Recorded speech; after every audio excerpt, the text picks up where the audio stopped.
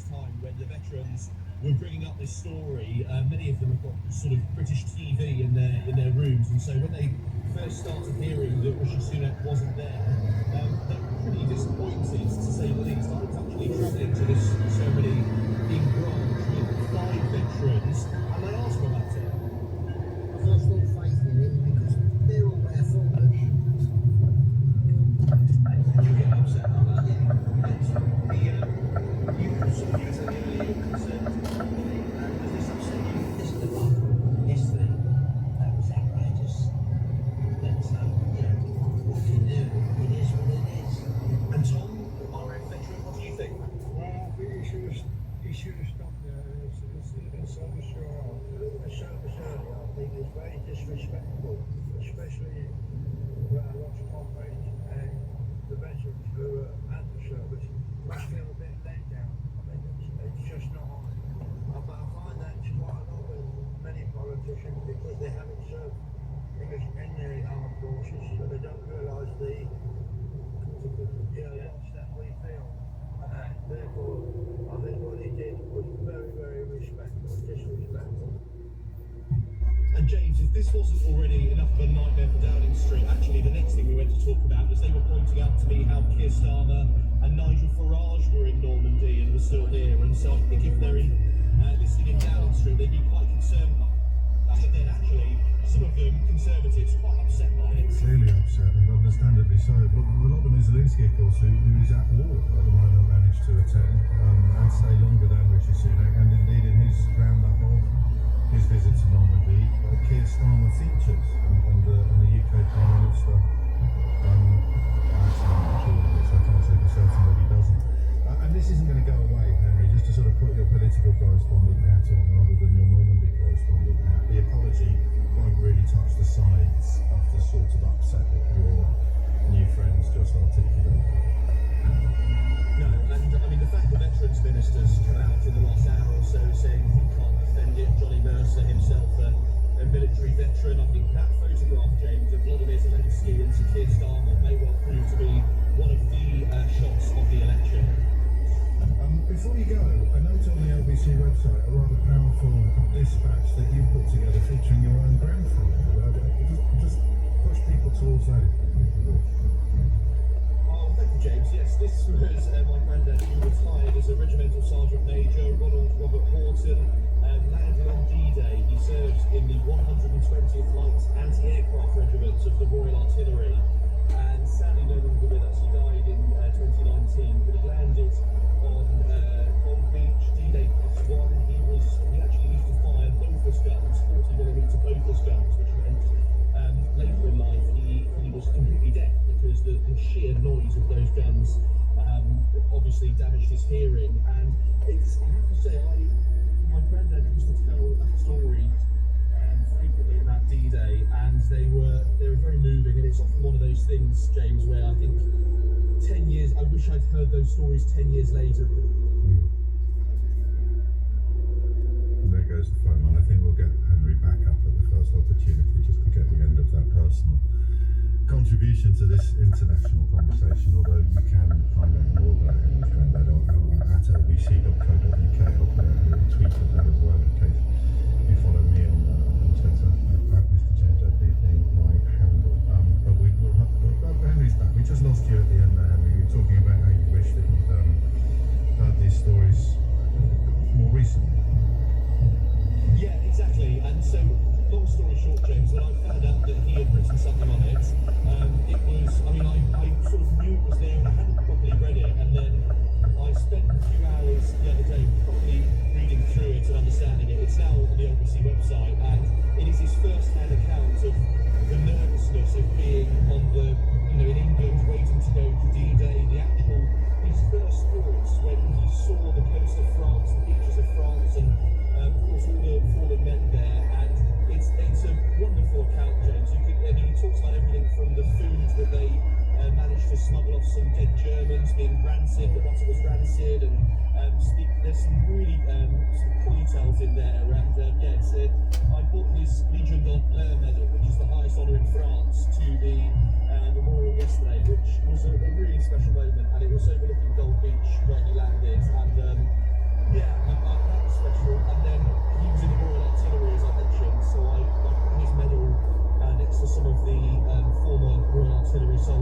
his colleagues when I was at the Day of War ceremony. So yeah, that was a friend for me. You're thinking about him a lot this week. Yeah, a lot. He'd be very proud of you. 10:56, you're listening to James O'Brien on LBC, where we continue to contemplate the failure of the UK Prime Minister to attend the international ceremony commemorating the 80th anniversary of D-Day. Geraldine is in Kingsbury. Geraldine, what would you like to say? Morning, James. We've spoken before. Nervous. Perhaps I've been nervous after hearing what Henry's just said about his granddad. I find myself to be conservative. I've made a clear element. But what happened yesterday was such a disrespectful act. No apology can make it good or make it better. I can imagine a meeting in my head. There's all these people with their big titles and big salaries attached. So, oh, well, you just go to that part, you tick the box, but come back and do this. The job is there. And yes, okay, I'll come back and do it. Own it. It's not just the meeting, is it? Because as Alex pointed out, this stuff has been. I mean, it hasn't been in the diary for 80 years, obviously, but. Because Rishi Sunak hasn't been alive for 80 years, but we've known for 80 years when the 80th anniversary of D-Day would be, and they knew when the election was called that this would fall in the middle of it. There's some suggestion. Yes, of course. It's not exactly an ambush, is it? So. Stone, like the cenotaph. What would you do at the cenotaph? I'm showing face. All right, 2 minutes left, but I'm going. Bye-bye. It's disrespectful. So there's millions of meetings. It's scheduled meetings, diary meetings, calendar meetings, and then you could just about imagine how their heads are in the clouds a bit. But then they're in Normandy and they're looking at that morning schedule and say, I can't go home early. Nobody said you can't go home early. It's the kind of thing, like, we've all gone to parties that we've had to show our face about and go, that isn't like, there's nothing you can do to make this right. It's wrong on every single level. And it's disrespectful. End of. And for you, it's a vote changer. It's a vote changer. My future son-in-law's in the Royal Navy. Right. And when they came back, once we went on to the ship, and we had to look. And I looked and I see where they were staying.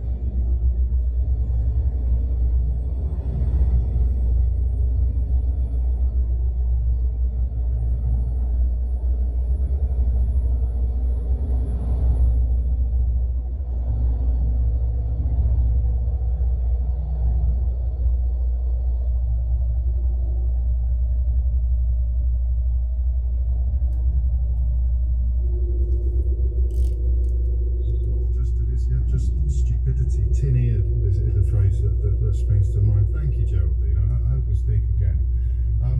Alex Ntuti's theory that it's a pulling out of Europe early. It worked so well the last time, didn't it? That they decided to do it again. It sort of slots into some of the available space. But talking to Geraldine now, the question just assumes in your residence, doesn't it, in a way? What was the calculation? So I think we'll stay with this, and I can tell you now that for the first time since 10 o'clock this morning, there are a couple of photos free into the building. So what do you think the calculation was whereby the Prime Minister of the United Kingdom and his top, often very highly paid team of advisors decided to come home early? On your radio, on Global Player, and LBC. leading Britain's conversation, this is LBC. From Global's newsroom at 11 o'clock, the Prime Minister has apologised for decision as a mistake. Rishi Sunak skipped an event with fellow world leaders in France, returning to the UK for a TV interview. He'd been facing intense criticism from Labour, the Lib Dems, Reform UK and the SNP. LBC's reporter Henry Riley has been speaking to British veterans in Normandy. I've lost all faith in him because they're all our fault. And you're getting upset about that? Yeah, And does this upset you? You are Conservative. I'm Conservative, and yesterday that was outrageous. And Tom, RAF veteran, what do you think? Well, I think he should have stopped at South Shore Road. The Conservatives have denied reports Mr Sunak was considering not going to France at all. Scotland's First Minister John Swinney says it was a disrespectful move. A variety of international leaders that were present, where I would have thought the Prime Minister would have wanted, because he still remains the Prime Minister today.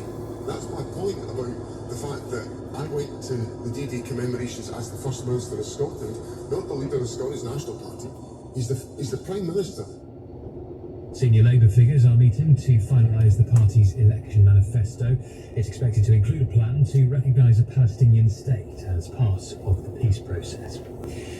Additional rescuers have joined the search for the medical broadcaster Michael Mosley. The TV doctor, who is 67, went missing on Wednesday while on holiday on the Greek island of Symi. A search helicopter was deployed from Athens last night. 2 people are being questioned after a man was stabbed to death in southeast London. The victim, believed to be in his 20s, died at the scene in Deptford last night. And there's disruption to ferry crossings between Dover and Calais because of a strike on the French side. P&O, Irish Ferries and DFDS have all been forced to cancel or reroute their sailings. In the city, the FTSE 100 a short time ago was down 48 points at 82.36. The pound buys €1.17 and $1.27.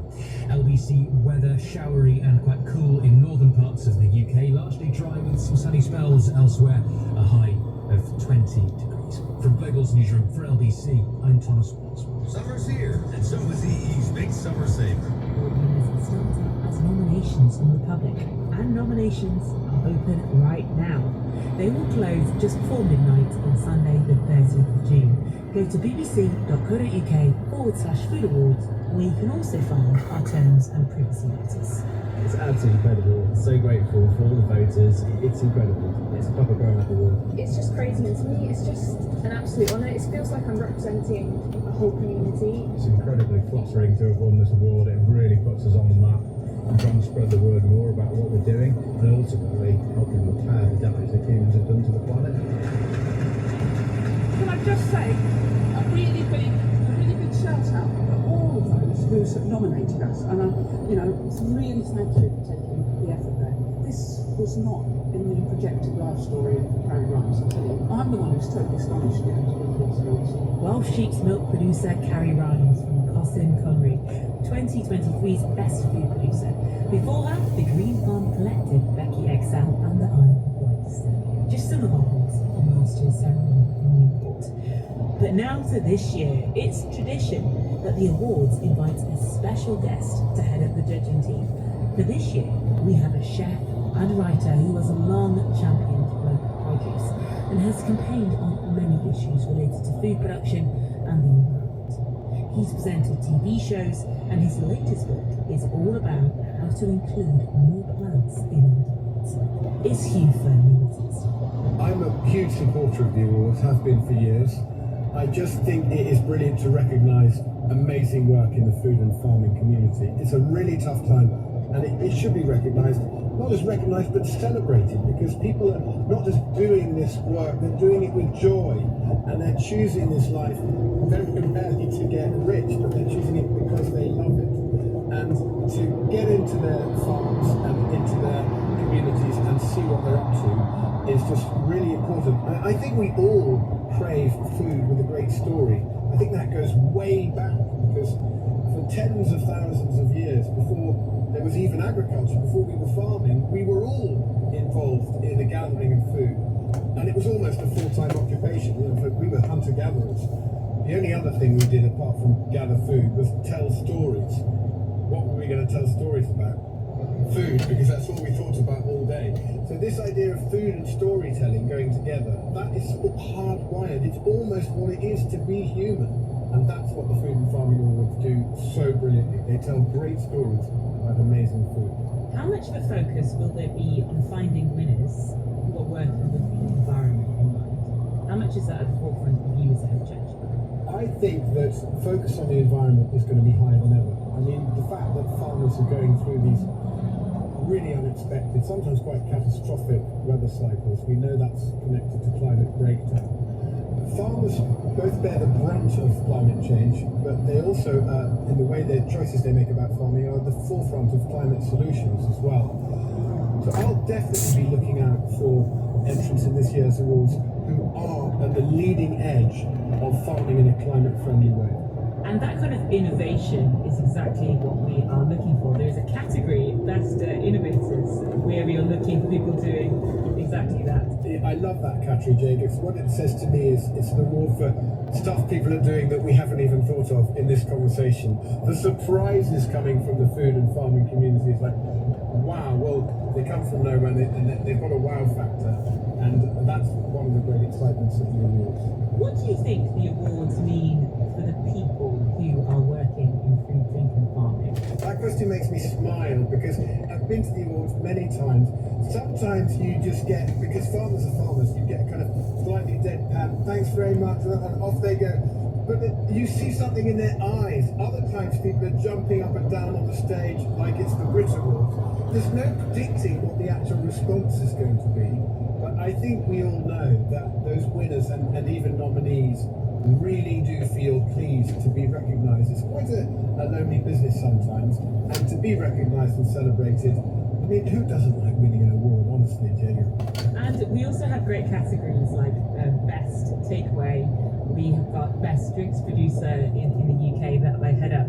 And it's one of the things that is great about the awards is not only are we looking for the great story, we're looking for some great tasting food and drink. Of course we are.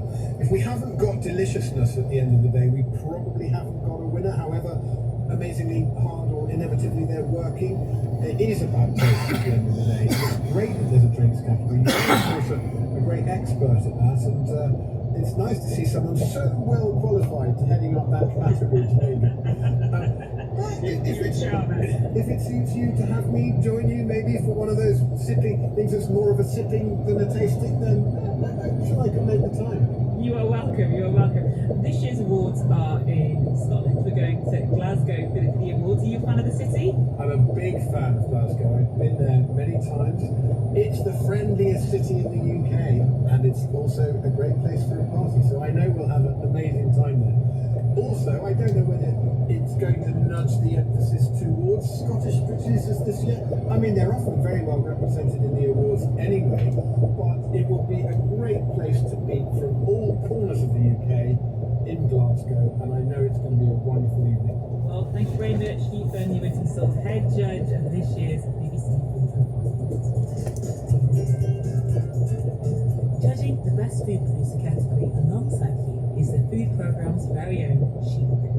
What we're looking for are producers creating really wonderful food. It has to taste good. But we're looking for people who are making a difference to the local economy, who are models of food production that could be used by others. And we have quite a good record of finding food producers who do that.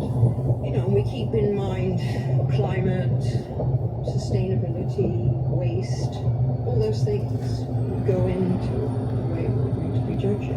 It usually takes us all over the place. I hope it takes us all over the place again. So if people know that there's one of those kind of food producers near them, we'd really, really like to hear from them. Today I'm in Glasgow visiting one of those very businesses. Matt Fountain from Freedom Bakery won the BBC Community Food Champion Award in 2022. We bake and wholesale mainly sourdough bread and some pastry lines to restaurants and cafes in the city, but we use our bakery as a sort of vehicle to create vocational training for people in prison, and then when they get released from prison I offer them a job, at least a part-time job, so that they have somewhere to start working on day one of release. So we've come into the bakery through the packing area past the ovens. Now we're in the main kitchen. Here's my head baker Lee and David, and they're shaping sourdoughs, putting them into the bantons, ready to be baked tomorrow morning at 4. So some very, very nifty pans over there, guys. So how many will you do today? Anything from 1,700 units to 2,700 units a day. We have 120 businesses that we supply on a weekly basis. To win a prize like a BBC Food Award, I mean, what did it mean to you and the team? Well, as a wholesaler, we don't actually meet our end customers, so we have no idea what they think of us. We didn't know who put us forward for the award, and to win it really felt against all the odds. It's like a watershed moment for us.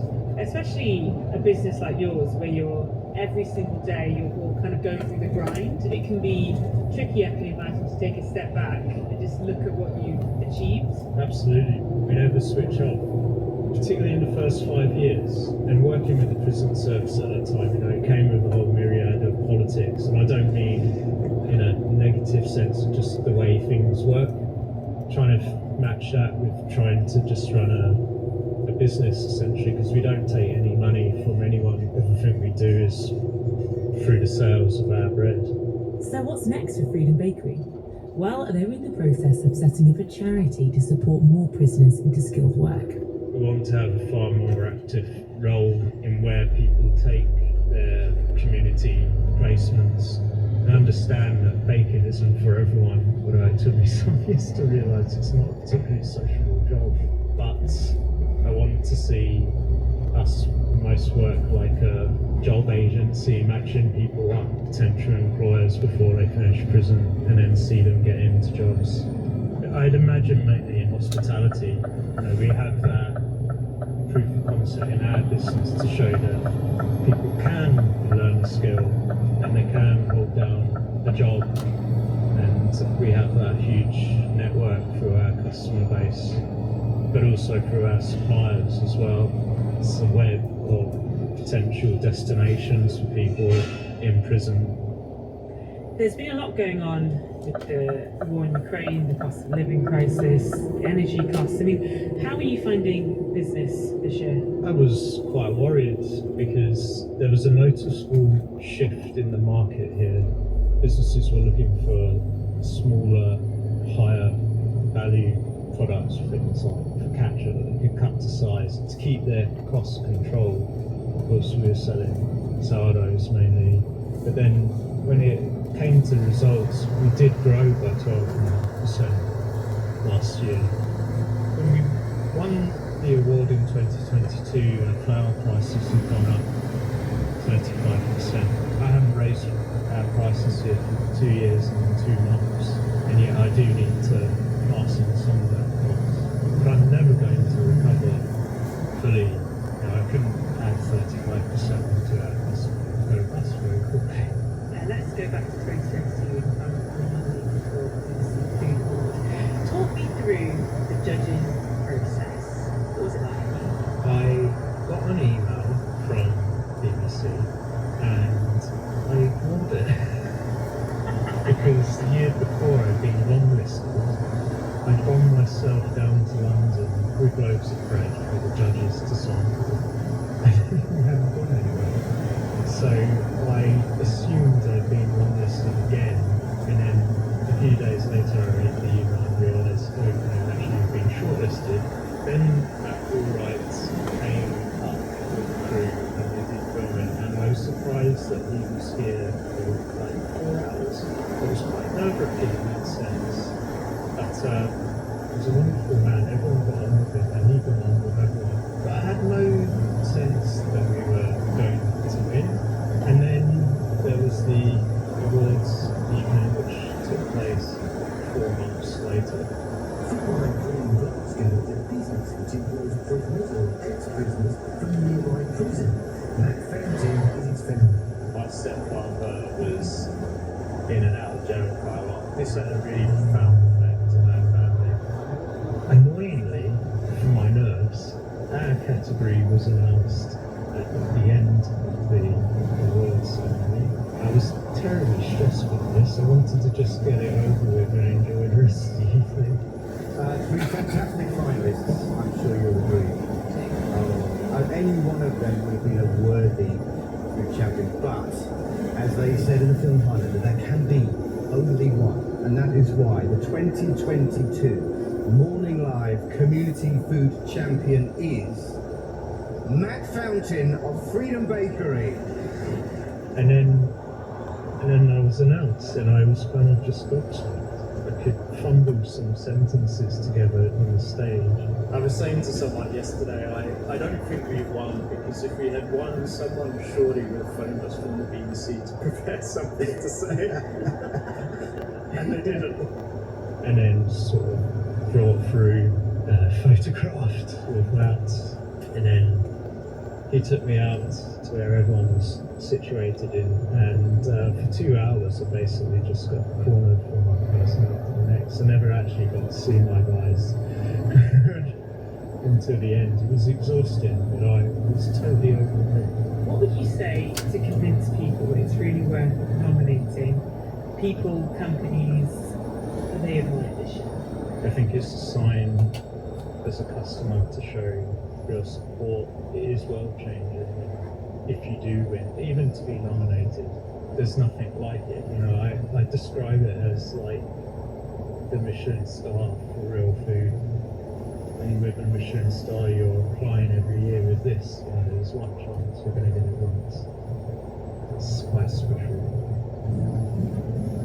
Matt Fountain from Freedom Bakery in Glasgow. For the first time, we're going to Scotland, and I think that's wonderful. And we're going to Glasgow. Sheila Dillon. That is a very important step, I think. You know, the west of Scotland has been the sick bit of Europe for a very long time since industrialisation, and there's change going on in Scotland with the legislation establishing Scotland as a good food nation, so that serious questions are now asked of the way school meals are delivered, the way meals are used for public institutions. Food's moved nearer to the heart of the agenda. I don't think it's at the heart of the agenda yet. You know, a lot of people south of the border find some encouragement in what's happening in Scotland. For more on this, look up the food programme episode called Scotland, a Good Food Nation on BBC Sounds. It was produced by Scottish journalist Robbie Armstrong, who I've arranged to meet for tea at a place I'm told is steeped in Glaswegian food history.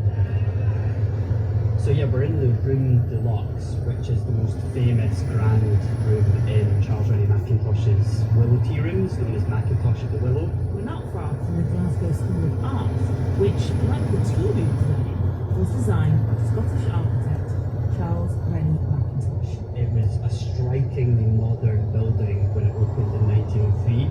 We were in the first floor. There's a curved bay window looking out onto Hall Street, and big curved roof. We have classic Mackintosh and Margaret MacDonald mirrored panelling. It's purple, it's light.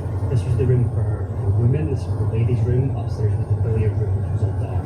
It's flowers. There's the willow grove picture here over the Willowwood, which is where Sucky Hall Street gets its name. People would get an extra shilling to come here and have dinner, Scottish delicacies, to discuss as women meet together out with the home and out men or shopping. So did it go into the bakery? We go downstairs into the master room. As you come in, dark crimson. As you go further back, it's much darker and closer. This really typifies Mackintosh's interplay of darkness and light, which he does really well. Really nice corner now. Very nice cozy corner. There's a fireplace next to us. Dark paneling. We have the high back leather chairs, which are typical of Mackintosh's furniture design. Which this was the first place we ever saw these, and this was a period when Glasgow was at the cutting edge of Art Nouveau architecture and furniture design. It was leading the world, and it developed with Mackintosh and the Gang of Four, the Glasgow style. So really a rich part of Glasgow's history right in the centre. And our tea has arrived, and I'm having a scones course with finish, and I'm having a Jade Tips green tea. So the room seems pretty set up for quiet conversation. I mean, this is the perfect nook to have a bit of a chat. I mean, who would have been coming to a place like this? So the space was designed largely for women. This was a period when women would not have been allowed to congregate outside the house of, for example, a tavern or a pub. So Miss Cranston, who was an entrepreneur, she was from a hospitality family. Her brother was a tea importer. She opened her first tea room on Ingram Street, and this was her fourth and final tea room. And it was part of a sort of culmination of working with Charles Rennie Mackintosh, creating spaces where women could come and they could chat together, and it became really an important part of, I guess, the early stages of the suffragette movement. And how much of an impact did they have on society in Glasgow at the time? Well, the tea rooms were huge.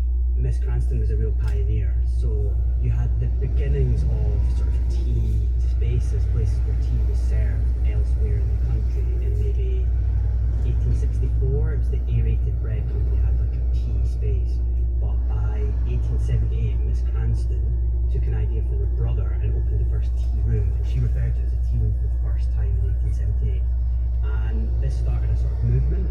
There is a book about the history of tea rooms in Glasgow that says between 1875 and 1975 there were somewhere around 350 tea rooms in that 100-year period.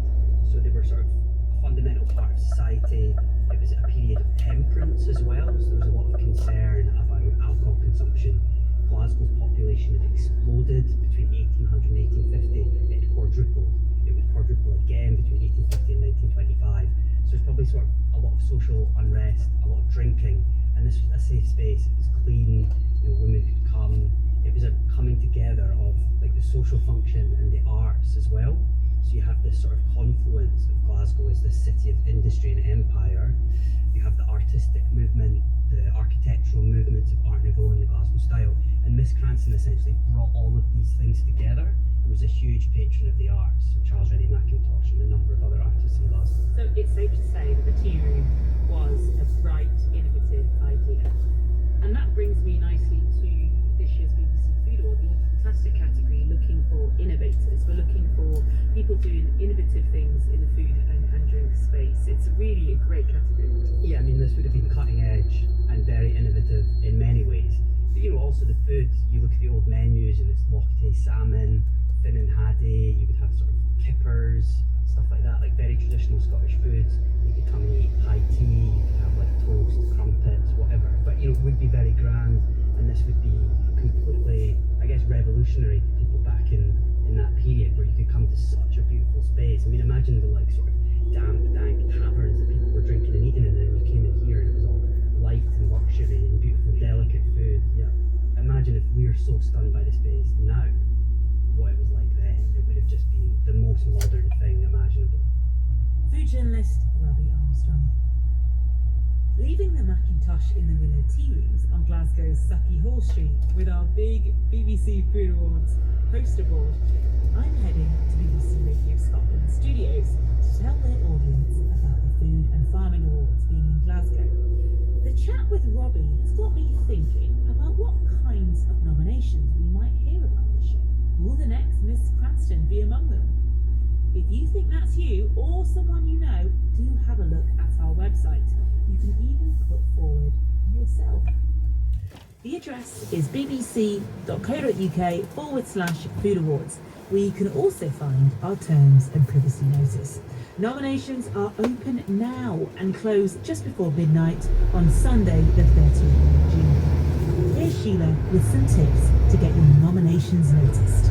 When people are nominating, it really helps if you can say why they matter. Not just, they make delicious cheese or they make delicious bread, but what makes them different from the other makers of delicious cheese and bread? What difference they're making in your community? What makes them food heroes? People who can be models for others. I don't mean that people should write as essays, but the more information that people can convey about the difference that these people make and the quality of what they're doing, that would be very, very helpful. Samantha Valley and Shrew, BBC Radio Scotland. It is 20. Welcome to the programme. programme. Thank you for having me. It's a whistle stop in Glasgow today, isn't it? We have been all over. We've been to Freedom Bakery, who are one of our previous winners in 2022. We've been to the Macintosh Tea Rooms, up to the old fruit market later, and of course we had to do a quick stop in here. Of course. I am really sorry that I can't provide you with a similar tea and scone scenario that you just had. It was glorious. It was so good. It was so good. That you didn't bring them on, to be honest, but I'm going to overlook that. Right, okay, talk to us a little bit about the awards. We are looking for some of the UK's best food and drink producers. How it works is the public will nominate their favourite drinks producers, their favourite food producers all across the UK, and then we will shortlist them. A panel of expert judges will go and visit them, then a winner will be announced. And this year we've got a new award in anticipation of the awards coming to Glasgow.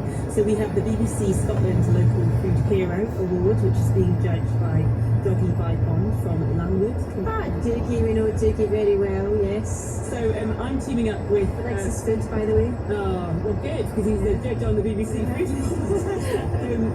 I'm joining up with Saturday Kitchen for the Best Drinks Producer Award. We're really looking across food and drink for people with great food, great drink, and also great stories. I guess what it does, it brings connection, whether it brings stories, it gives people stories to tell, it brings people together. Yeah, people want to know who makes their food and drink. They want to know what's in. A perfect example is when we were this morning at Freedom Bakery. They are a bakery who employs ex-prisoners. So they're doing fantastic things and also making great tasting products. And this year, our head judge is none other than Hugh Whittingstall himself. So we'll be on the road with him, going to visit some wonderful places. Right, well, good luck with it and good luck with your whistle stop tour. Thanks for coming on. Thank you very much for having us. The lovely Connie McLaughlin from BBC Radio Scotland. And thank you to the team here for having us on. We'll see you again very soon. Now, to another new face on our judging panel. Max Lamanna is a low-wage chef and author who has over 1.5 million followers on social media, and he's judging the Digital Creator Award. I caught up with Max on a video call, and we started by talking about how we got into food. My father purchased his first 2 fast food restaurants when I was 2 weeks old, and grew up in the restaurant, grew up around food as a young child, and my first job was working in restaurants, and really like my only jobs were working in restaurants. It took a long time for me to realize like this is the path I need to take. I think I was always trying to like think of other possible outcomes of pursuing acting and pursuing modeling and listening to other people tell me, oh, this is what you should do. So that's why I went down those other paths until I finally listened to my own self and said, oh, food is actually what you're meant to be doing. You're meant to be around food. You're meant to be cooking. You're meant to be creating recipes and connecting people with food. This is the first time you've been a judge for the BBC Awards. Why did you want to get involved? Oh my goodness. There's so many cooks and digital creators who I don't think get the recognition they deserve, and I would like to use my role in this prize to spotlight them. And the award you're judging is a relatively new one. It's the Digital Creator Award. I mean, what will you be looking for as a judge? I want to see originality. I want to see creativity. I want to see purpose from our nominees, and of course I want to see good food. There are so many digital influencers in the food space. I mean, what really sets apart for you a good digital creator and a great one? It's hard not to think of like what I'm doing in this space because I'm also creating content. After this I'm going to be in the kitchen cooking and doing something, so I'm often thinking I think what separates the good from great, for me personally, I think it's has the creator, has the cook tested this recipe prior to posting it on social media.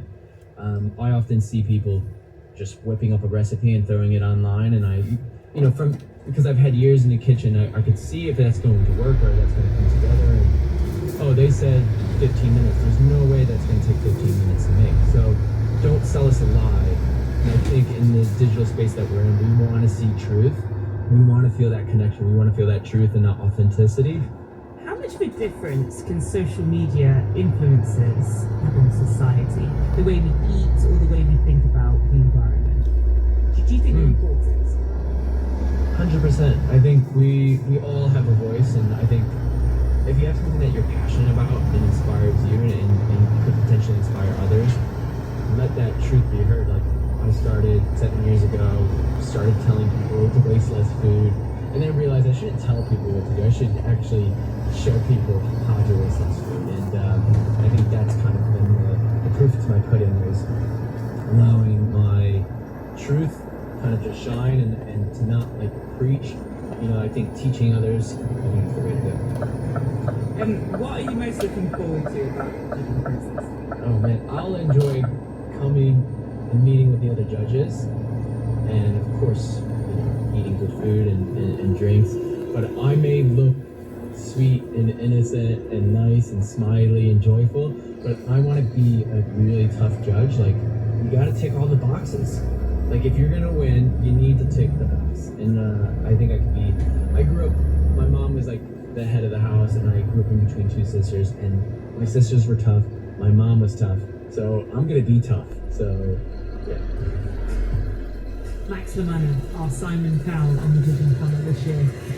If you follow or run a social media account having an impact on food, farming, or the environment that you think is award-worthy, please tell us about it.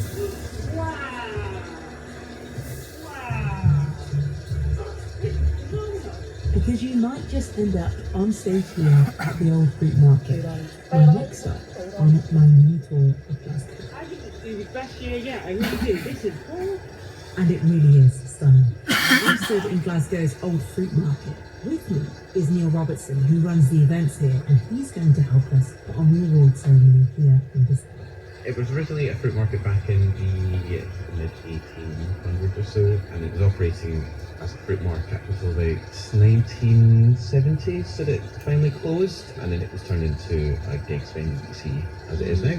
All the old signs are still up, so there's Jenkins & Co, K. Robertson. There's one that's not original, so Is it that one? it's the K. Robertson one that's not original. That was added by the architect or part of the company that did the refurbishment, but the others are all the original fruit market signs. What kind of fruits would have been traded here? I mean, it was predominantly for people in so it would have been where they got their day-to-day produce. So there's lots of photos online you can still find of when it was still trading as a fruit market, and you can see the road and pavement that were originally here. So under this, the tarred floor is where the original cobbles that was the road for entering via horse and cart. Seafood Awards is coming to Glasgow for the first time. What kind of welcome can our shortlisted nominees expect? Well, Glasgow is known for its hospitality and its warm welcome. As the saying goes, Green Lake Glasgow. Certainly whenever we have artists perform here, one of the things they always talk about is the atmosphere. Everyone always feels like they get a real appreciation, and people want to welcome them into the city and show off and make people feel like warm and welcome to come back again. Neil Robertson. And there ends the formal section of my mini Glasgow tour. But I couldn't leave the city without catching up with a friend of the food programme, Chef Julie Lynn. We're gonna go in. Yeah, I can get you a pizza country. Julie is well known on the Glasgow food scene. She runs the restaurant Gaga's. She got her big break on MasterChef 10 years ago and is now a regular on TV cooking shows, and has even cooked for Dame Judi Dench on a recent episode of Country Fire, all about the Scottish countryside. Oh my word. Are you trying to take pics so far? It's fantastic. We've got a special treat for you because you do love langoustines. So we've got some lovely langoustines, and they're actually just from that one right over here, and they're so sweet and delicious. And I think there's something about eating Scottish seafood outside that just tastes even more marvellous. So they've got a lovely herb butter over them as well. Oh my god. There is a pork. Thank you very much. That's very good. I was going to use my fingers, so I'm really glad I didn't. It tastes great with your fingers as well. Our picnic is slightly more lowbrow, but equally as Scottish. We possibly have a full pizza crunch, so we can all try it. Deep fried pizza is quite known in Glasgow, and there's quite a lot of like Italians that will own chippies in Glasgow. And it's like quite a thick pizza, that is then battered in like classic chippy batter, deep fried, with loads of salt and vinegar in it. It's like heinous, but I love it so much. Okay, practical question. What's the topping on the pizza? Just cheese. Just cheese. So it's like you're just going in for this like carb on carb fry. And it's quite funny actually because we're known so much for like everything being deep fried in Scotland obviously. But I don't have this that often. This is like a treat for me. Do you want a Mars bar as well?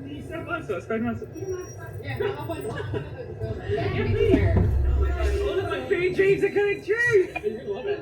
Okay, so this is the kind of an occasional treat, because I can imagine it more frequently than ever so often would not be wonderful for one's heart. I don't know that you're going to feel amazing as a train back home. But at least you've experienced a bit of Glasgow today. We head from Pizza Prona to George Square.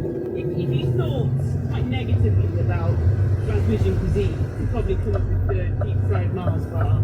Exactly, and I think it's like, it is a big stereotype now. I know I was like leaning into us trying to stay, but I mean it is fun and it's very close to where we are.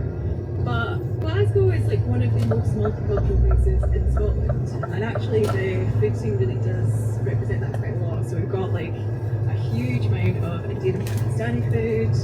We've got a huge Asian community as well. So I would actually say the food of Glasgow is very representative.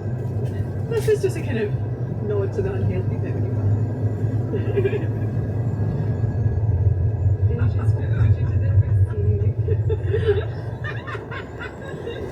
Literally, I don't think I've ever seen all beige. I didn't know beige had so many shades of beige, to be honest. So it's a deep fried pizza with chips with a side of deep fried Mars bar. And I will say to the BBC Food Programme audience, not one to be recommended for health reasons, but one I will sacrifice myself to try, even though it is. I'm going to hand you a kind of centre of it. Let's not give you an ender, let's give you the full work here. Now, I also found out that deep fried pizza is also served in Italy as well. Quite a lot of our chippies are owned by Italians. The one that you get a bit more traditionally as a street food pizza is more like kind of Neapolitan style pizza, and it's quite a light batter that goes around it. So it makes me feel, I would say, marginally better, not loads better, about us eating this in the centre of Glasgow on a kind of mildly warm day. It's quite great outside. And the verdict? That's amazing! Oh my goodness, I love it!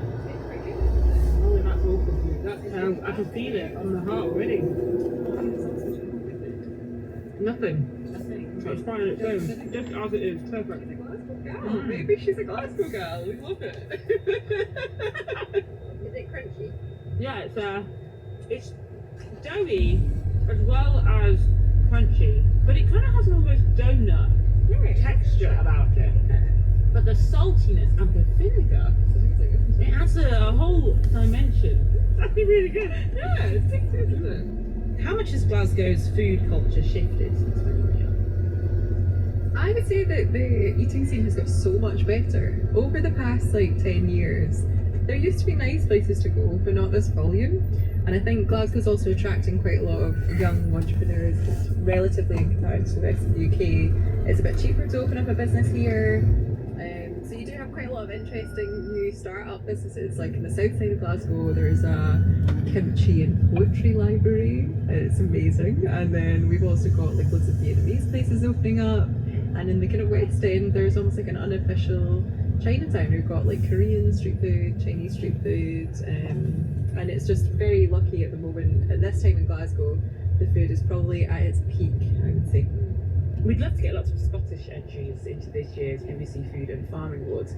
I mean, what do you think we can expect from Scottish food and drink producers? I think you can expect a lot of soul. I mean, there's so many lovely businesses coming out of Scotland at the moment. You've got things like Blackthorn Salt, which is like the lovely salt producers just past Troon. Absolutely adore them. And then also things like Mara Seaweed, which is like focusing on seaweed and using that in dishes. Also another lovely business. So yeah, I think you're going to see quite a lot of inventive entrepreneurs and trying to use produce from what Scotland already has. So we do have a vast amount of seaweed, we've got a vast amount of seafood and shellfish, and I would hope to see lots of Scotland's kind of natural larder being showcased from all the producers. How can we convince people to support this year's awards? I think there's nothing like a bit of Scottish pride.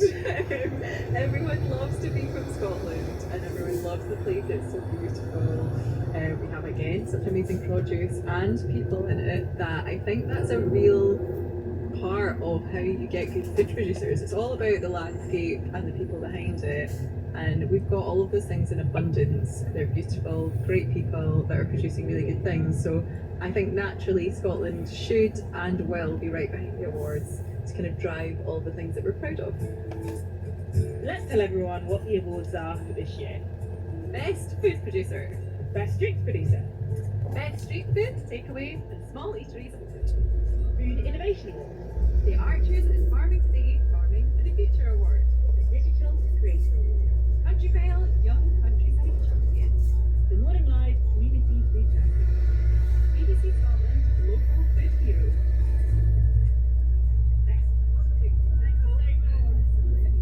Are you ready to try? And this is the first time I've tried one as well. A deep fried Mars bar. I don't know what Scottish accent for you, babe.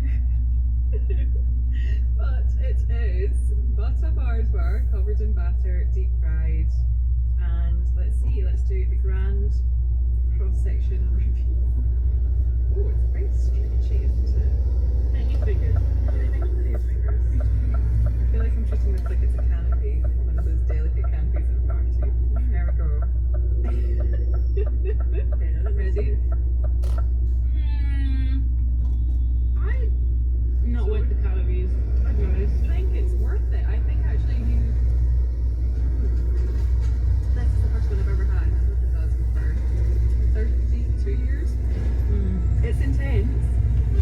I think I'm more of a pizza crunch kind of gal. Me too. Me too. Yeah, not worth the calories.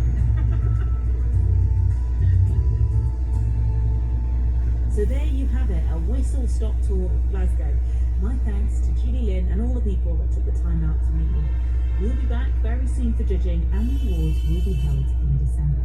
Remember to nominate. Go to our website, bbc.co.uk/awards, where you can also read our terms and conditions. Nominations are open right now and will close just before midnight on Sunday the 30th of June, so don't hang around. But let's leave our last word with this year's head judge, Hugh Francis. If you're at home listening to this, don't just think about the food producers that you love and hope that they pop up, that somebody else nominates them. Get stuck in there and get involved and nominate them yourselves and keep an eye on things as the programs unfold. That's what we need. We really need your participation. These are your awards. Please get in. The food programme was presented by Jacob Wise and produced by Natalie Donovan. It was a BBC Audio Bristol production for Radio 4.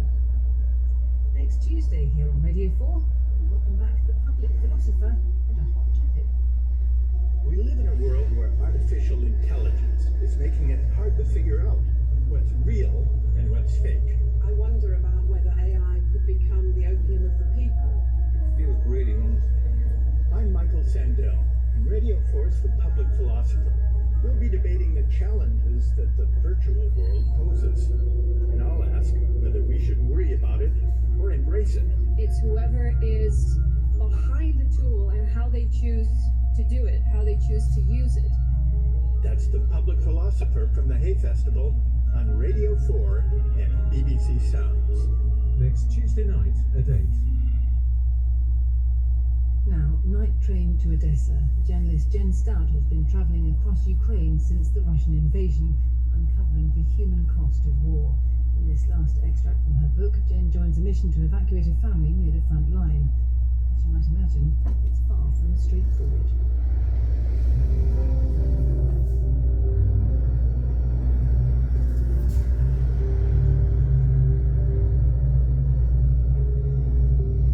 What was supposed to happen was this.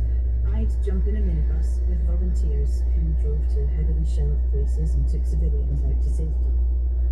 There were many such volunteer groups all over Ukraine, some made up of foreigners. Pete Reeves, a former US Marine, had been killed a month earlier getting people out of Bakhmut. He wasn't first. This evacuation evacuation run was going to Chassis Yard, a small town 8 miles from Bakhmut, but not nearly as dangerous. Another journalist had given me the number of Vlad, who was in charge, and I'd asked if he'd let me tag along. He'd called back late last night. Be at the petrol station outside Slavyansk at 8 a.m.